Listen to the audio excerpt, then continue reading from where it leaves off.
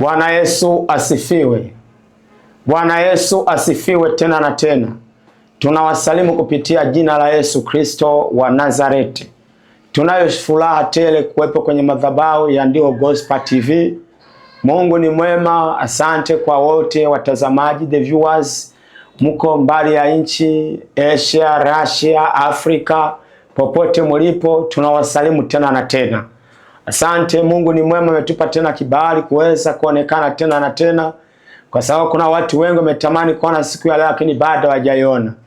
Leo tunaingia kwenye kitabu cha Mathayo 11 mstari wa 12. Biblia inasema, tangu siku za Yohana Mbatizaji hata sasa ufalme wa mbinguni hupatikana kwa nguvu, nao wenye nguvu wauteka. Jumbe unasema ufalme wa Mungu watekwa na wenye nguvu. Unajua kila kitu tunachoona hapa duniani kinahitaji nguvu. Hata maisha binafsi kuyatafuta unaweka nguvu. Na ufalme wa Mungu unatekwa na wenye nguvu. Na tunaposema nguvu, unahitaji nguvu za Mungu ili uweze kuteka ufalme wa mbinguni. Kwa sababu huwezi kuteka ufalme wa mbinguni wakati wewe hauna nguvu.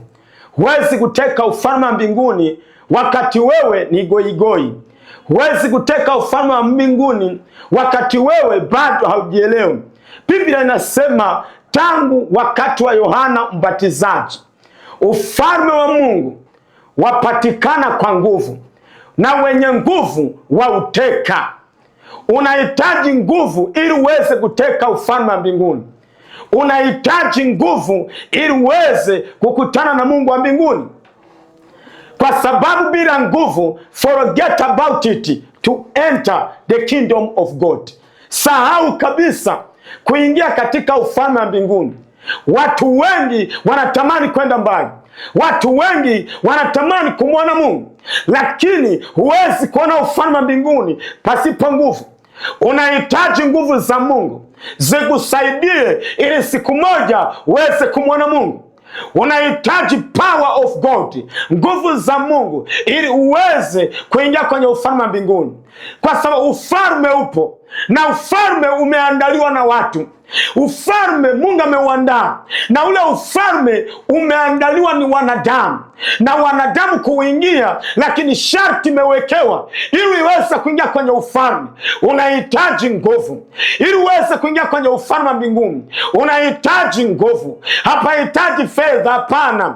Unahitaji nguvu, kwa sababu hata duniani hapa, ili uweze kupata vitu, ili uweze kufika mbali, unatumia nguvu. Huwezi kupata pesa usipotumia nguvu. Lazima utumie nguvu na uweze kutumia pia akili. Wanaposema nguvu sasa, na akili zako zifanye kazi. Bwana asifiwe. Ufalme wa Mungu watekwa na wenye nguvu. I'm talking about the kingdom of God. Ufalme wa Mungu ni sehemu Mungu amewekea watakatifu. Ni sehemu ambayo atakayeshinda dunia atakapo daima.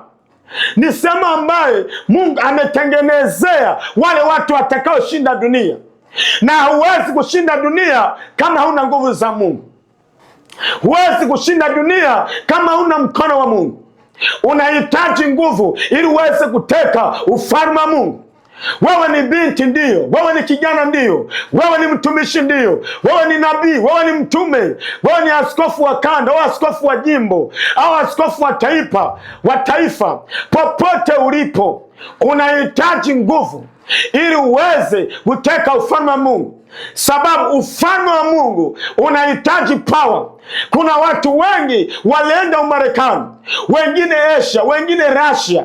Wote wanaenda huko kutafuta nini? Wanatafuta fedha, wanatumia nguvu, wanatafuta namna ya kuwa matajiri duniani. Wengine hawalali, wengine mpaka wanajiunga hata Freemason. Wanatafuta nguvu ili waweze kustahimili ndani ya shida wanazopitia ndani.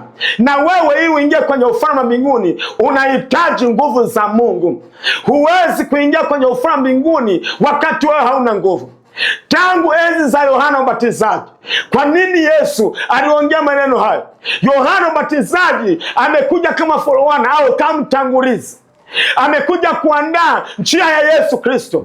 Lakini tunamwona Yesu hapa anasema tangu enzi za Yohana Mbatizaji ufalme wa mbinguni watekwa na wenye nguvu. Na kipindi kile watu walikuwa wanatembea vile wanavyotaka, lakini Yohana alikubali, akaacha kwao mtoto wa kuhani Zakaria au Zakaria, akakubali Yohana kwenda kukaa nyikani. Maisha yake aliishi huko.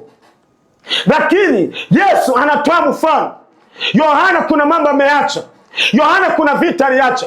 Kitu gani kunaacha ili uweze kuteka ufalme wa mbinguni? Watu wamekaa kimya, watu wamenyamaza, wanafikiri mbinguni tutaingia tu, wanafikiri mbinguni kila yote ataingia.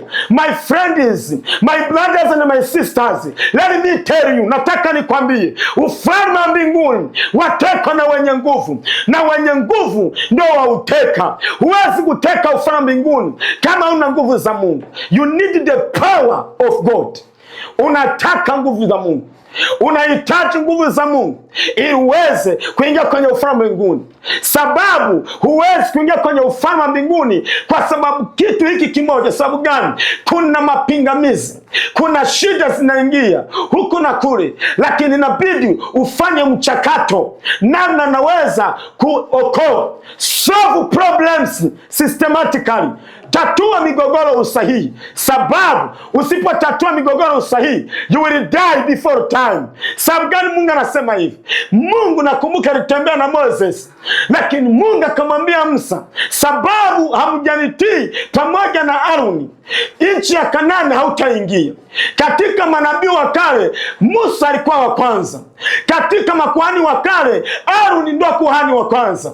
Lakini nataka nikwambie, Mungu alitembea na Musa, lakini Musa, Mungu kidogo tu akabadilisha mtazamo. Nataka niseme nini? Unahitaji nguvu, sababu unakoelekea kuna vikwazo njiani. Unahitaji nguvu, unakoelekea kuna vikwazo, unakoelekea kuna vita, na vita unakutana nazo mwanadamu hawezi kukupigania isipokuwa Mungu peke yake. Unahitaji nguvu za Mungu uweze kushinda shetani. Unahitaji nguvu za Mungu uweze kushinda dunia. Unahitaji nguvu za Mungu uweze kushinda nasa za dunia, kwa sababu without the power of the Lord or the power of God, huwezi overcome the devil. Sababu shetani mwenyewe ni mwanateolojia. Shetani mwenyewe ni mwanateolojia, anajua Biblia vizuri, anajua anavyotembea, lakini watu wamenyamaza. Nataka nikwambie, unataka kuingia kwenye ufalme wa mbinguni, unahitaji nguvu za Mungu. Tangu enzi za Yohana Mbatizaji, ufalme wa Mungu watekwa na wenye nguvu. The kingdom of God, kama ni ufalme wa mbinguni, unahitaji nguvu uweze kuingia kwenye ufalme wa mbinguni. Mungu akamwambia Musa, unaona Kanaani iko pale, lakini huwezi kuingia. You see Canaan is there but difficult to enter. Kuna watu watalia siku za mwisho. Kuna wachungaji wengi watalia. Kuna waimbaji wengi watalia. Kuna maaskofu wa kanda watalia. Kuna maovasia watalia. Kuna watu wengi watajutia siku za mwisho, sababu wamechukua ufalme kama ni kawaida. Ufalme sio jambo rahisi.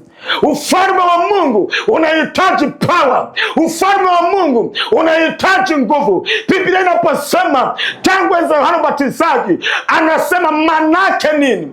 Manake Yesu anawaambia watu watafute nguvu za Mungu. Unahitaji nguvu za Mungu ili uweze kushinda shetani. Unahitaji nguvu za Mungu ili uweze kushinda dunia. Unahitaji nguvu za Mungu ili uweze kushinda anasa za dunia, sababu dunia inawayawaya, dunia inalewa, dunia ikinaanguka ni kama mlevi, lakini mwisho wa dunia huku naelekea mwishoni. Ndio maana nataka nikwambie, usipotafuta nguvu za Mungu, kushinda dunia kwako ni mambo magumu sana.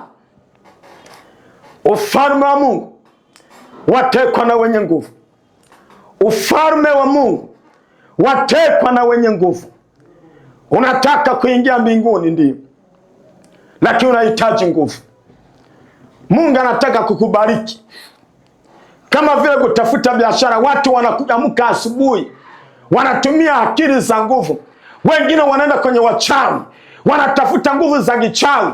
Wengine kwa waganga, wanatafuta nguvu za kiganga ili wafanye biashara yao vizuri, ili watumie mambo yao vizuri. Wengine wanakubali kulala makaburini, wanatafuta power of darkness. Unasikia hiyo? Darkness of power. Wanatafuta nini? Nguvu za shetani, wajue namna ya kutembea kwenye dunia. Wamoja wanajiunga ta Freemason, wanatafuta nguvu. Wengine wanaingia ta down huko chini, underground, wanatafuta nguvu. Wengine wanakubali kulala na mizimu, wanatafuta nguvu. Ndio maana kama mwanadamu anatafuta vitu kupitia hivyo, na mbinguni kuingia. Huwezi kuingia mbinguni kelele mama. Wasikudanganye watu wa kufariji, wakwambia mbinguni utaingia vile unavyotaka. Mbinguni sio Kariakoo, mbinguni sio Bujumbura, mbinguni sio Kenya Nairobi, mbinguni sio Kongo Kinshasa, mbinguni sio Randani, mbinguni sio Washington. Mbinguni ni ya watakatifu. Ukitaka kwenda mbinguni unahitaji nguvu za Mungu. You need the power of God.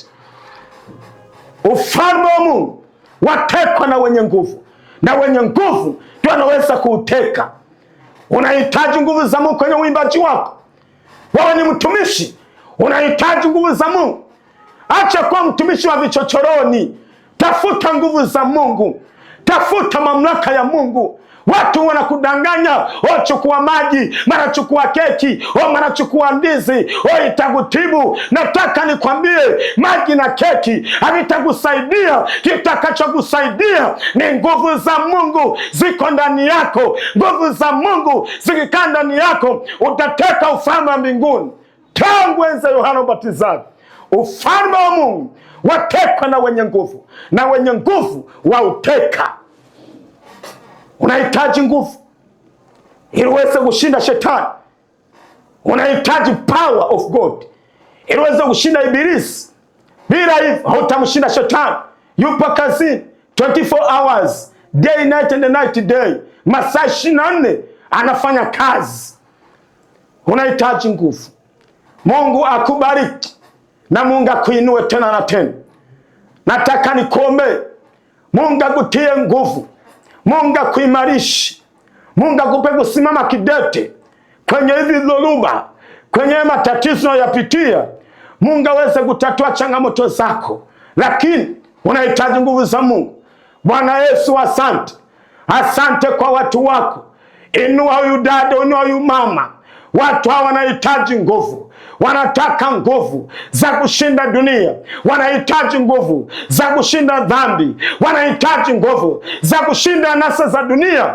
Na waombea nguvu. Bwana wavike nguvu walioko Asia au Russia, popote walipo, Ulaya, Afrika, Europe. Bwana watendee watu, ikiwa ni Waarabu, ikiwa ni wazungu, ikiwa ni Waafrika. Watu wanahitaji nguvu ya kuteka ufalme wako Yesu Kristo. Asante mkombozi. Asante Jehova Rafa, maana wewe ni Mungu wa mitume na manabii. Asante kwa wema wako. Utukufu na uwezo na mamlaka zina Mungu mwenyewe, ni kupitia jina la Yesu Kristo, mwana wa Mungu aliye hai. Amen.